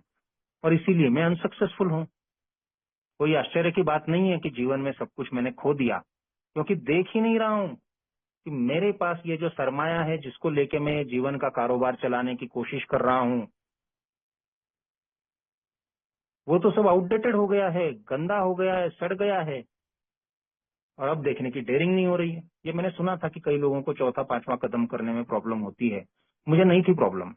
मैं उल्टा उत्सुकता से देख रहा था कि कब मेरा चौथा पांचवा कदम हो जाएगा, क्योंकि उन्होंने बोला था कि 5वें कदम के बाद एक बहुत बड़ा बदलाव आप जो है महसूस करते हो, तो मैं वो चाहता था। लेकिन यहाँ पे दिक्कत क्या है, 2 शब्दों में, फियरलेस एंड सर्चिंग। तो जब मैंने चालू किया चौथा कदम करना, तो कई चीजें तो मैं फटफट फटफट आसानी से लिख पाया, लेकिन कुछ में मुझे उन शब्दों ने ना गौर करने पे मजबूर कर दिया कि सिर्फ लिखने का मुद्दा नहीं है यार, ईमानदारी से एक एक चीज को ढूंढकर और जैसी हुई है वैसे ही मैं रखूं। स्पॉन्सर अंतर्ज्ञानी नहीं है। स्पॉन्सर मेरे को समझा देगा कि ये कॉलम बनाने हैं 5, कैसे बनाने हैं, क्या बनाने हैं, वो समझा देगा। लेकिन यहाँ पे जो पहले ही पैरा में बोली गई थी कि खुद से ईमानदारी, अपने ईश्वर से ईमानदारी, और सिर्फ शराब को लेके नहीं, मेरे हर सोच में, मेरी हर एक्शन में ईमानदारी। तो ये लिखते हुए मुझे सर्चिंग और फियरलेस, क्योंकि डर लगता है मेरे को। 2 चीजों का डर था मुझे। पास्ट है, कई बातें शेयर कर चुका था मैं ऑलरेडी। तो पास्ट की कुछ एक बातें, 1-2 शेयर छोड़ के मेरे को बताने में कोई दिक्कत नहीं था। मैं डर इसलिए रहा था कि ये जो बदलाव आ गया बाद में, उसके बिना फिर वही कि यार इसका मतलब सिंपल हुआ कि ये चीजें दोहराना नहीं है, तो जीवन के मजे तो रह जाएंगे अपने। वही मुझे फिर से डर आता है कि संतों की जीवन जीना है क्या। तो ये सब मेरे को सोचने की जरूरत नहीं थी। हर मोड़ पे ऐसा मेरा सेल्फ जो है ये बीच में आता है। तो उन्होंने बोला कि वी टुक स्टॉक ऑनेस्टली, हमने लेखा जोखा किया, वो ईमानदारी से कहा। हमने उन दोषों को ढूंढा जो मेरी बनावट में है। क्यों मैं ऐसा हूँ, कौन से वो फैक्टर्स है मेरे अंदर, क्या चीजें हैं जिनकी वजह से मैं ऐसा हूँ। मैं हमेशा अपनी तुलना उस फोटोकॉपी मशीन से करता हूँ जो खराब हो चुकी है। कागज कितना भी अच्छा डालो अंदर, उसकी कॉपी जो निकलती है ना, वो खराब ही निकलती है। तो मैं क्यों ऐसा हूँ, तो उन चीजों को मेरे देखना है। और उसमें से पहले जो है कि इस सेल्फ के जो कॉमन प्रकट रूप है, उसमें से एक है रिजेंटमेंट। और रिजेंटमेंट जो है वो मेरा 1 नंबर का शत्रु है। और मैं देखता हूँ कि यार जब मैं आया ए में, तो मेरे में रिजेंटमेंट छोड़ के कुछ भी नहीं था। मेरे बच्चे छोड़ के मैं किसी के बारे में अच्छा सोच ही नहीं पा रहा था। तो मेरे को ए मेंबर ने बताया एक वहां के, अनिरुद्ध इतना जहर लेके कैसे तुम सोबर रह पाओगे, बार बार अंदर बाहर कर रहे हो, इस चीज की वजह से कर रहे हो। मैं चौथे कदम में, दोस्तों बहुत बाद में आया, लेकिन उस भले मानस ने मुझे बताया कि तुम अभी से, मैं रिहैब में था तब, तो उस ए मेंबर ने बताया कि आज रात से तुम्हें ना एक प्रार्थना करना चालू करो। मैं तब नहीं जानता था कि उसको रिजेंटमेंट प्रेयर बोलते हैं। बोले कि जो सबसे बड़ी दुश्मन है तुम्हारी, और मेरे लिए मेरी पत्नी मेरी सबसे बड़ी दुश्मन थी, और भी थे बहुत सारे, तो बोले उसको लेके तुम प्रार्थना करो, उसके लिए दुनिया की तमाम खुशियां मांगो, ईश्वर को बोलो कि उसको सद्बुद्धि दे, शांति दे, समृद्धि दे, मेरे हिस्से की सारी खुशियां दे। मुझे बड़ा अचरज लग रहा था कि ये मैं कैसे कर दूं, बट किया, क्योंकि तब तक ये समझ में आ गया था कि जो बोला गया है वो करना पड़ेगा। वो किया मैंने, और वो टर्निंग पॉइंट रहा मेरी लाइफ का। उसके बाद मैं एक्चुअली ये सारी आगे की चीजें जो है वो कर पाया था। तो मेरे बारे में ये चीज हुई है, क्योंकि रिजेंटमेंट मेरा 1 नंबर का दुश्मन है। इतना बड़ा बदलाव मैंने महसूस किया उस प्रार्थना से। मैं इतना हल्का महसूस करने लगा कि मेरी पत्नी के साथ साथ और भी लोगों के नाम जुड़ते गए, वो लिस्ट लंबी होती गई, प्रार्थना का समय जो है वो लंबा होता गया, और मैंने इतना अच्छा महसूस करना चालू किया जो मैंने कई सालों में नहीं किया था। तो ये इस तरह से अंदर से मेरे में ना बोझ बन जाता है बहुत बड़ा। लोगों के लिए नाराजगी मुझे ही मार देती है। तो इस रिजेंटमेंट का जो है, इसी में से सारी जो आध्यात्मिक बीमारी है वो पनपती है मेरे लिए। और यही जो मेरे को बताया है कि मैं आध्यात्मिक रूप से बीमार हूँ, और जब आध्यात्मिक बीमारी जो है उसका इलाज होगा तो मैं शारीरिक रूप से और मानसिक रूप से भी ठीक होऊंगा। और यही मतलब मेरे को बताया गया है कि दुनिया में और कहीं भी इलाज नहीं है, इसका इलाज आध्यात्मिक है। और ये मेरे को ए में आके ही मिलता है। और इन रिजेंटमेंट से, इन नाराजगी, ये जो खुन्नस है, उनको मेरे को कागज पे लिखना है।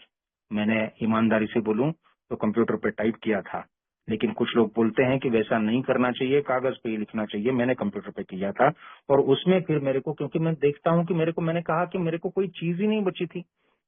धर्म से बैर है, पुलिस वालों से पंगा है, कानून से शिकायत है, जीवन में जो जो लोग आए हैं सब मेरे को लग रहा है कि मेरा किसी ने साथ नहीं दिया है। मेरे बच्चे छोड़ के कोई ऐसा शख्स नहीं है जिसके बारे में मेरे को शिकायत नहीं है।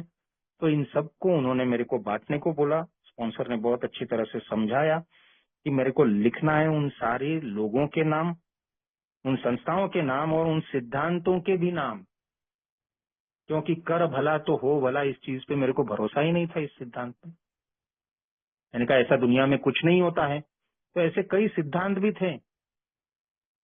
इंस्टीट्यूशंस मतलब शादी भी आ गई। मैंने कहा मतलब क्या है शादी का, है ना, इसको मैंने 10 साल तक प्रोवाइड किया, अब मेरे को डाइवोर्स में जाके मुझसे एलिमनी मांग रही है। तो ये जो तमाम चीजें थी, जब मैं लिखने गया मुझे लगा था कि बहुत बड़ी लंबी लिस्ट नहीं होगी, लेकिन पहले कॉलम में मैं देखता हूँ कि लंबी लंबी लंबी होती गई। यहाँ पे मेरे को 2 ऑप्शन दिए गए थे। मैं यहाँ पे थोड़ा रुकना चाहूंगा। मैं होस्ट से पूछना चाहूंगा कि 10:30 तक का समय था और वो ऑलरेडी होने को आया जी है। बिल्कुल, आप ले लीजिए, शेयरिंग ले लीजिए, आगे जितना I am sorry for being late, but मैंने कहा कि मुझे अंदाजा नहीं है इन चीजों का। अ, तो उन सब का जो है मुझे 2 स्पॉन्सर हुए हैं मेरे अब तक, क्योंकि मेरे पहले स्पॉन्सर बिजी थे तो फिर मुझे चेंज होके दूसरे पास जाना पड़ा। उसमें से एक स्पॉन्सर ने बोला था कि डिटेल करो, एक भी चीज मत छोड़ो, और दूसरे स्पॉन्सर ने बोला था कि अनिरुद्ध इमीडिएट अभी प्रॉब्लम है, क्योंकि कई सारे तो एक ही रास्ते पे चलते हुए आज तुम देखोगे कि कई लोगों के लिए तुमको रिजेंटमेंट है ही नहीं। तो जो प्रेजेंट प्रॉब्लम है, जिनके लिए रिजेंटमेंट है, उन्हीं का लिखो। लेकिन मैंने ये चूज किया कि मैंने पहले भी जिनके लिए मेरे मन में गुस्सा या रिजेंटमेंट रहे हैं, लेकिन लग रहा है कि आज नहीं है, उन सारों के नाम ढूंढ ढूंढ के निकाले हैं, क्योंकि मुझे एक पैटर्न उसमें से तैयार होता हुआ दिखाई देता है कि किस किस तरह से किस किस मोड पे है ना मेरे में ये कैरेक्टर डिफेक्ट्स पड़ते गए हैं। तो वो पूरा लिखा, और यहाँ पे मेरे को उन्होंने बुलाया कि ये जो है कि हमने खुद से पूछा कि क्यों हम गुस्सा है इनके प्रति। सबसे पहला मेरा जो नाम है मेरी पत्नी का ही आया था, तो नाम पत्नी का आया, और उसके बाद कि क्यों, कारण क्या है मैं पत्नी से गुस्सा हूं। तो बहुत शॉर्ट में लिखने को मुझे बोला था कि यहाँ वहां की बातें मत बताओ,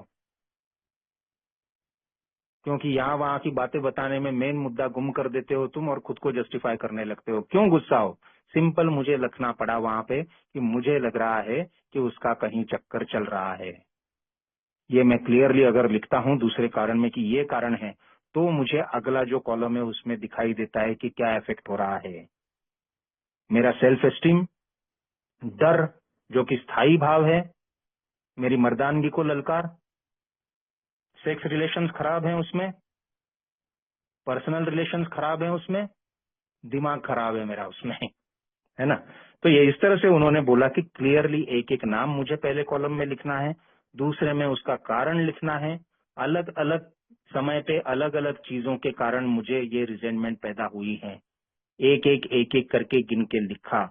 और उसके बाद मैंने जब लिखता हूँ कि क्या क्या चीजें अफेक्ट हुई है, तो मेरे को धीरे धीरे ऐसा हर एक व्यक्ति के लिए, हर एक संस्था के लिए, हर एक सिद्धांत के लिए लिखता हूँ, तो मुझे ऐसा लगने लगा जैसे वो होता है ना ग्राफिक्स में दिखाते हैं, वैसे मुझे मेरी जिंदगी का पूरा है ना ब्यौरा जो है, पूरा पैटर्न जो है, वो ऐसा मेरे सामने उभरता हुआ नजर आया।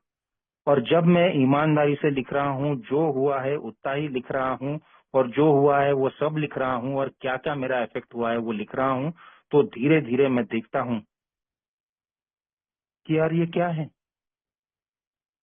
मैं कितने लोगों के लिए मेरे को लगता है कि इन्होंने मेरे को हर्ट किया है, कितने लोगों से मैं डरा हुआ था कि ये मुझसे कुछ कोई ना कोई मेरी बात छीन लेगा, मेरी जगह ले लेगा, यही हाईलाइट हो जाएगा, यही आगे बढ़ जाएगा।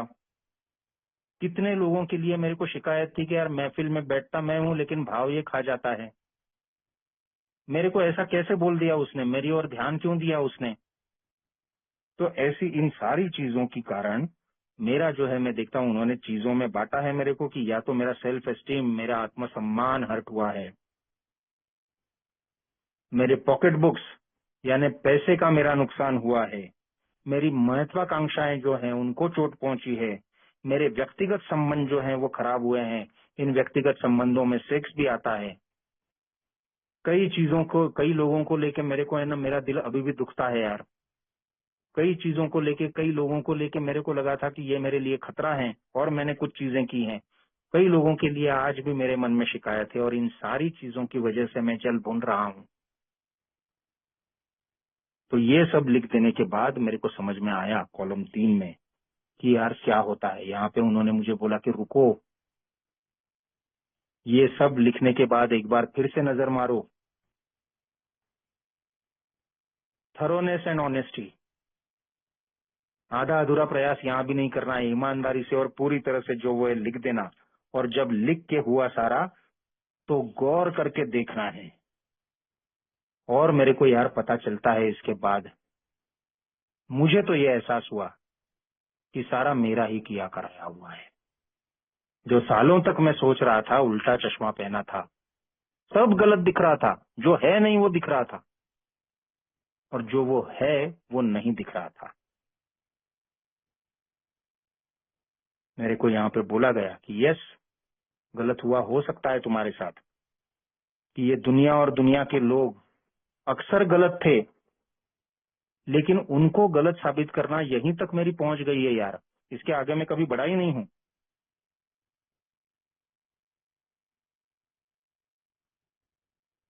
मैंने कभी ये नहीं देखा कि मैं क्या कर रहा हूं। उनकी गलतियों को ढूंढना, उनमें नुक्स निकालना, और है ना सेल्फ पिटी में जाना या एग्रेसिव होना या कुछ ऐसी चीजें कर जाना जिसकी वजह से वो भी मेरे पे पलटवार करेंगे, लेकिन मेरी गलतियां मैंने कभी नहीं देखी थी।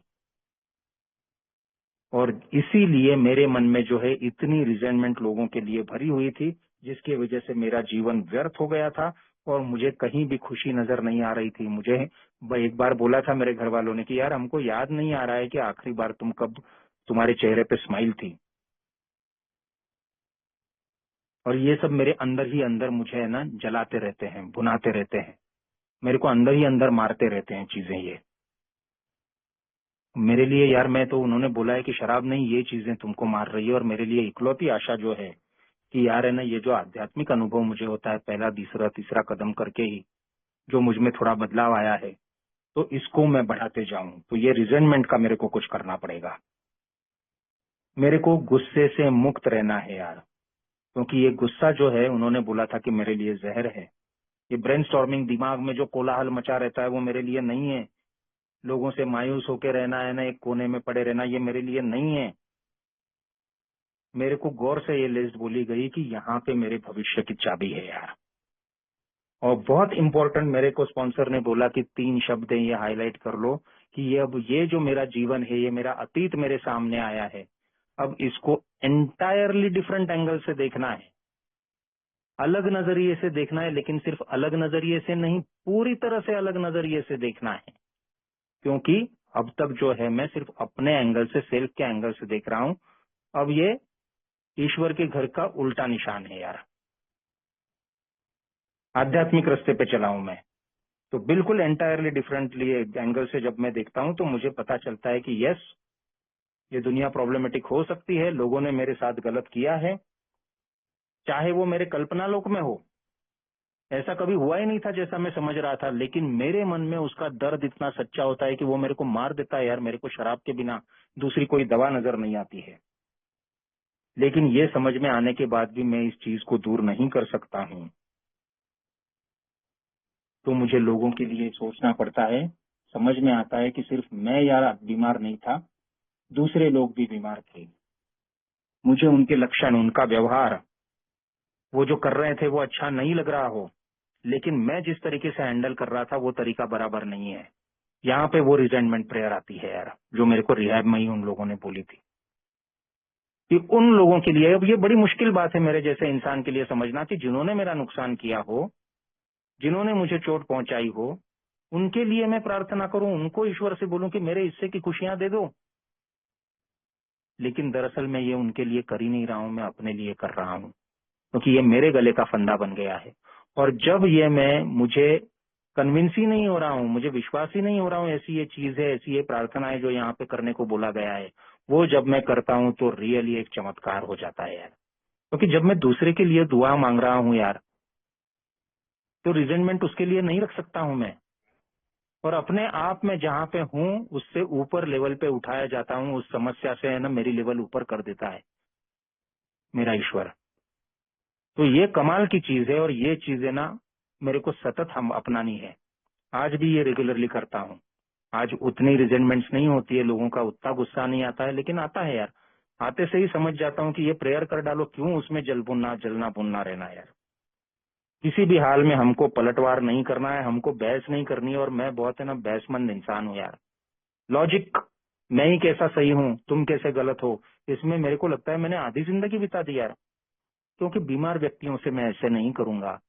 आज मैं देखता हूँ एक ही मीटिंग में आते हैं लोग, कई मेरे भाई हैं जो पी के आते हैं, कुछ दिन साथ रहे हैं, लेकिन पीने के बाद उनको रिजेंटमेंट आ जाती है, गाली दे देते हैं मेरे को, और मैं हंसता हूँ, मेरे को बुरा नहीं मानता हूँ उनको, क्योंकि मैं उसको भाई मानता हूँ अपना यार, और प्रार्थना करता हूँ कि यार ये बीमार है, ये भी मेरे रास्ते पे आ जाए।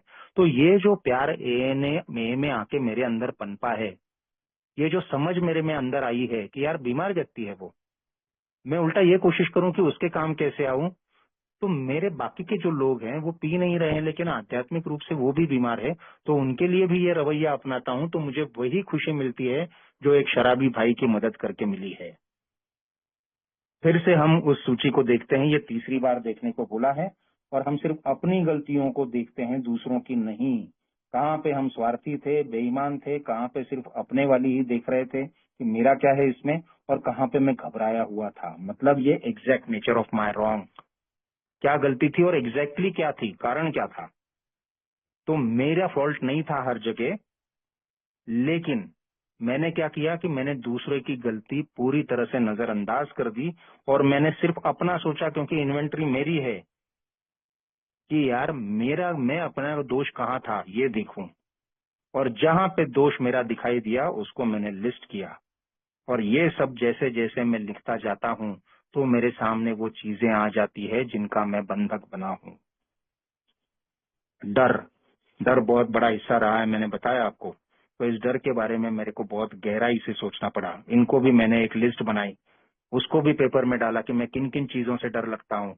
ये मेरे जो बचपन में जो कुछ चीजें हुई थी उनसे लेके कुछ डर मेरे पे हावी थे, कुछ मेरे में जेनेटिकली आई होंगी चीजें, कुछ समय के साथ आती गई, कुछ मेरी जो करतूतें थी शराब की उसकी वजह से आती गई, और ये डर जो है इसने पूरा साम्राज्य बना बैठा है।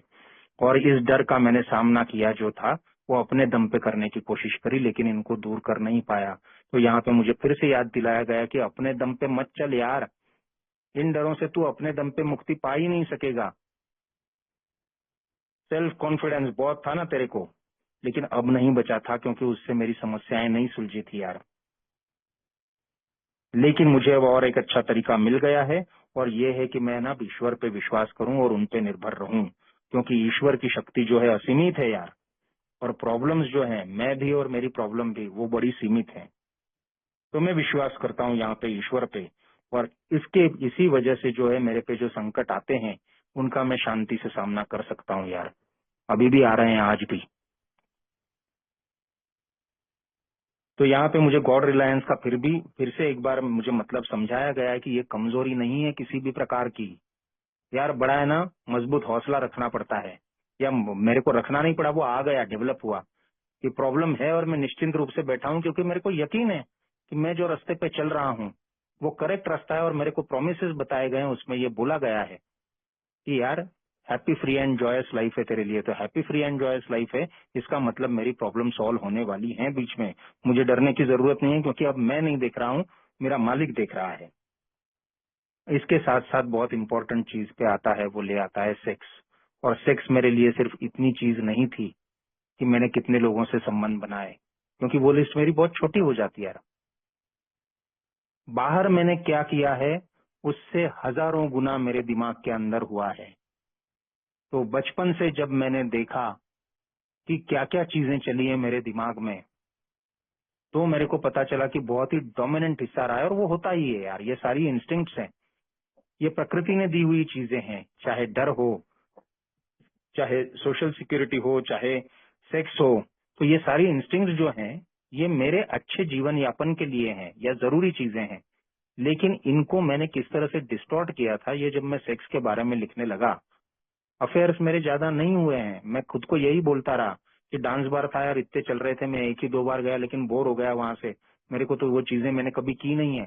लेकिन मेरी जो काल्पनिक दुनिया है उसमें मैं बहुत खेला हूँ, और उसकी वजह से चाहे वो मेरे स्कूल में रही हुई लड़कियां हो, चाहे मेरे काम की जगह पे लड़कियां हो, चाहे सहयोगी हो कोई, या आगे भी जहां जहां मिले, उनके साथ में फ्रीली संबंध नहीं रहे। ऐसे नहीं रहे कि दोस्तियां मेरी हुई नहीं, ऐसे नहीं रहा कि दोस्ती बहुत अच्छी हुई नहीं या बहुत अच्छे संबंध बने नहीं।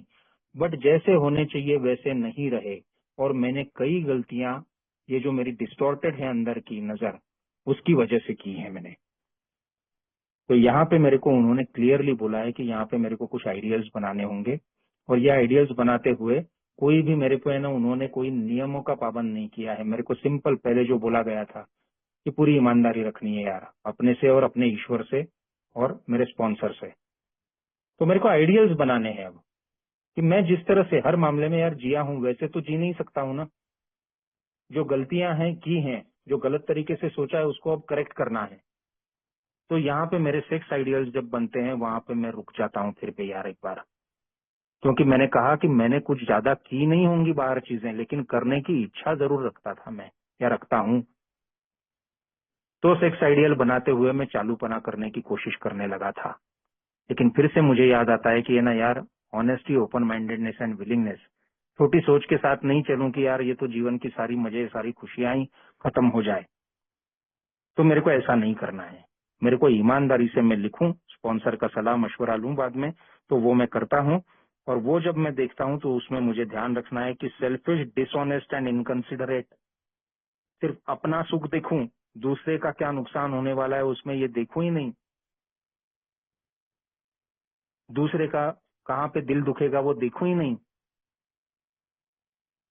कहाँ पे मैं ले आया था, मैंने जो चीजें करी, तो ये मैंने अफेयर्स नहीं किए होंगे, लेकिन मेरी पत्नी में या मेरे सहयोगियों में जो यहाँ पे कही गई थी बातें कि जेलसी, सस्पिशन और बिटरनेस, ये जरूर पैदा की थी और मेरे भी मन में हुई थी।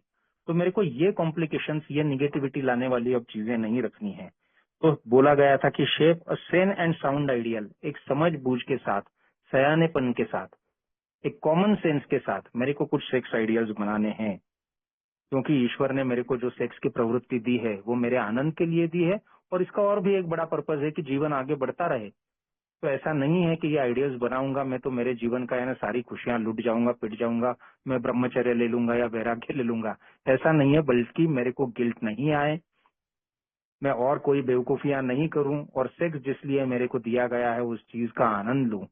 तो इस तरह के सेक्स आइडियल्स मुझे बनाने हैं। ओवरऑल जो है सारी चीज का एम यह है कि पास्ट की अपनी गलतियां देखूं, उनको मेरे को दूर करना है और मेरे को एक आजादी की ओर बढ़ना है। तो यही चीज थी ना जिनका मैं बंधक बना था। तो इट्स फॉर माई फ्रीडम, और ये नहीं है कि मेरे जीवन को ये सीमित कर देगा, बल्कि असीमित एक राह पर ले जाने वाला है यार। और जो भी मेरे आइडियल्स बनेंगे, तो मेरे को फिर से विलिंग शब्द का इस्तेमाल किया है कि विलिंग होना है कि मुझे इन आदर्शों की तरह जीना है। तो क्या मैंने सेक्स आइडियल्स बनाने के बाद गलती नहीं की है? तो यस, गलती हुई है। लेकिन एक मैंने देखा है कि ये आइडियल्स बनाने के बाद मैं इनको है ना लाइटली नहीं ले सकता हूँ यार। अगर गलती करने जाता हूँ मैं ख्यालों में भी, तो मुझे समझ में आता है कि यार इसका मुझे अब कोई फायदा नहीं है, क्योंकि मैं ये देख चुका हूँ कि ये बिकने वाला माल है नहीं, इससे मेरी दुकान नहीं चलने वाली, फायदा नहीं होने वाला है। तो तुरंत मैं इसको दुरुस्त करने के लिए भी तैयार हो जाता हूँ। मन में कुछ कल्पनाएं आती हैं तो उनको अंजाम देने की ओर आगे नहीं बढ़ता हूँ। कभी अगर गलती हो जाती है तो भी उसको सुधारने के लिए तैयार हो जाता हूँ। उन्होंने कहा है कि अगर एक आध बार कुछ भूल हो जाए तो ऐसा जरूरी नहीं है कि तुरंत पी लोगे, लेकिन फिर तुरंत मेरे को वार्न किया है कि इसका मतलब ये नहीं है कि जो मेरी निगेटिव पर्सनालिटी है कि ठीक है ना यार एक आध बार कुछ कर लूंगा। तो बोले नहीं, फिर से तुम वैसा करोगे तो वैसा ही रिजल्ट मिलेगा जो शराब के मामले में हुआ था, कि repeating the same mistake again and again, उसी गलती को बार बार दोहराना और ये अपेक्षा करना कि अच्छा रिजल्ट आएगा, वही इस मामले में भी मेरे को होने वाला है। और ये चूंकि यही चीजें थी जिनकी वजह से मेरी ये शराबी पर्सनालिटी बनी है, तो मैं अगर गाफिल हो जाता हूँ, कल मेरे को एक एक दिन करके 7 साल हुए हैं, और अगर मेरे को ये भ्रम हो जाएगा कि अब शायद मैं ये चीजें करूंगा तो मैं पीऊंगा नहीं, तो ये फिर से पागलपन मुझ पे सवार हो रहा है। मैं दूसरों को दुख देके मैं एक अच्छा जीवन नहीं जी पाऊंगा, happy, free and joyous life के रास्ते पे आगे नहीं बढ़ पाऊंगा यार। और आखिर में यहाँ पे बोला गया है कि if we have been through about our personal inventory, we have written down the Lord, बहुत सारा लिखा है, और यही मेरी सारी कुंडली है यार। यहाँ पे हमने रिजेंटमेंट्स को भी देखा और उनको अच्छी तरह से विश्लेषण करके समझा भी। उन रिजेंटमेंट से मेरा कुछ नहीं होने वाला, ये भी मेरी समझ में आया है। उल्टा विनाशी विनाश है, ये भी मैंने देख लिया है। और फिर जो है मेरे को एक चीज बताई गई है कि तो कैसे करना है। तो 3 चीजें बोली गई कि यार सहनशीलता रखूं मैं, पेशेंस रखूं और एक सद्भाव रखूं। मेरे जैसा इंसान इतनी गलतियां करके आया हुआ, उसको ए ने अगर सद्भाव से नहीं देखा होता कि आ जा यार, तो मैं कहाँ बचता। तो यही तो ए ने मेरे को सिखाया है। मैं बार बार रिलैप्स हुआ, मैंने ए के लोगों को गालियां दी, उन्होंने सहन किया मेरे को, उन्होंने मेरे को जजमेंटल नहीं हुए, उन्होंने मुझे दूर नहीं रखा। तो ये जो मैंने चीजें सीखी हैं यहाँ पे, वही मेरे को पूरे दुनिया के बारे में यार अपनानी है। वो बोलते हैं tolerance, patience and goodwill toward all man, सब इंसानों के प्रति, यहाँ तक कि दुश्मनों के भी प्रति। और ये चीज जब मैंने की है तो मुझे बहुत अच्छा रिजल्ट मिला है। सबसे ज्यादा दर्द मेरे को कब हुआ है मैं बताता हूँ। मेरे रिश्तेदारी में भी कुछ रिश्ते मेरे को तोड़ने पड़े, क्योंकि मेरे घर में और भी फैमिली में बहुत डिस्फंक्शंस हैं, सिर्फ मेरे अकेले की शराब नहीं थी। लेकिन सबसे ज्यादा दर्द तब हुआ है जब मैं इस ए को इतना पवित्र मानता हूँ। मैं जब हर शेयरिंग में बोलता हूँ कि इस भाईचारे की वजह से जो है मैं आज जिंदा हूँ, इसको मैं सबसे पवित्र रिश्ता मानता हूँ। लेकिन अगर एक मेरा भाई इन्हीं में से मुझे किसी चीज की वजह से बहुत नुकसान पहुंचाता है तो दर्द होता है यार। लेकिन यहाँ पे मेरे को बात भी वही समझ में आती है कि यार कोई भी हो, वो है ना ईश्वर नहीं है, वो परफेक्ट नहीं है। तो मेरा दुश्मन भी हो अगर, तो उसको भी मैंने इसी दृष्टि से देखना है, क्योंकि हम बीमार व्यक्ति को वैसे ही देखते हैं। पास्ट में जो लोग थे उनको यार रिजेंटमेंट से मुक्त करना बहुत आसान है एक तरीके से मेरे लिए। लेकिन आज जो प्रेजेंट में मेरा बहुत बड़ा नुकसान करता है, उसके लिए जब मैं ना वही रवैया अपनाता हूँ और उसके लिए वही प्रार्थना करता हूँ, तब समझ में आता है कि यार ये आध्यात्मिक जीवन का रास्ता क्या है। मेरे जैसा टोटली मटेरियलिस्टिक सुख लोलुप सिर्फ अपने प्लेजर्स देखने वाला जो इंसान है, उसको तो समझ ही नहीं आता कभी भी कि क्या आनंद और क्या सुख होता है। कितनी शांति से मैं चीजें ना, तूफान आते हैं और मैं अटल चट्टान सा रह सकता हूँ इस भरोसे के साथ कि नहीं यार ये जीवन जीने का तरीका है, इस पे मैं चलता हूँ तो है ना यार भटक नहीं जाऊंगा। तो बड़ा मजा आता है यार, ये चीजें होती हैं। और मैं देखता हूँ कि मैं यहीं पे एक शेयरिंग में एक मैंने सेंटेंस सुना था जो मुझे बड़ा पसंद है, क्योंकि उसमें मेरा बहुत अच्छा डिस्क्रिप्शन है कि मैं वो सूखा पत्ता हूँ जो हवा के झोंके से ना मालूम नहीं कहाँ उड़ के तितर बितर हो जाता हूँ। और वही आज मैं देखता हूँ कि कितनी भी किसी भी तरह की समस्याएं आ जाए तो मैं इस भरों के हिस्से के साथ शांत बैठ सकता हूँ। ऐसा नहीं है कि हलचल नहीं होती अंदर, ऐसा नहीं है कि कोई निगेटिव इमोशंस नहीं आते हैं, लेकिन उनका जो है करियर अब उतना नहीं होता है, लंबे समय तक नहीं टिकती है। तो मैं शांति से ये बिल्कुल पहले ही खुद को बता सकता हूँ कि कितना भी बड़ा तूफान आ जाए, लेकिन मेरे को ए ने ना एक दृष्टि दी है, एक पॉइस दिया है, एक स्टांस दिया है, और तुरंत मेरे को कुछ टूल्स दिए हैं, कुछ सॉल्यूशंस दिए हैं कि जिनसे मैं है ना इन प्रॉब्लम्स को है ना बहुत जल्दी सॉल्व कर सकता हूँ। मैं नहीं कर सकता था, ईश्वर मेरे लिए कर रहा है, ये किताब मेरे लिए कर रही है, ये 12 कदम मेरे लिए कर रहे हैं।